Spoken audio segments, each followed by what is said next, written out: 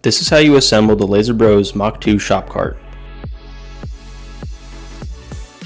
What's included in the kit is 4 legs, a base, top, 4 swivel casters, and hardware.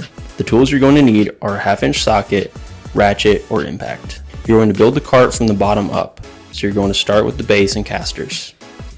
You can prop up the corner to make it easier to put the bolts in. You're going to bolt the casters down with the carriage bolts and the caster washer plates.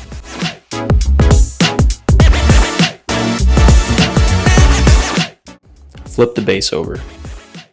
You're going to attach the vertical legs on the outside using 4 carriage bolts. Snug, but don't tighten them.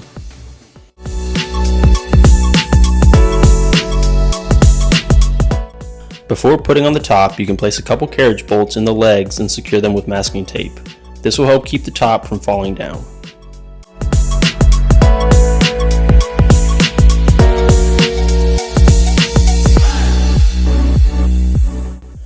Go ahead and put the rest of the bolts in and tighten everything down, and you're done.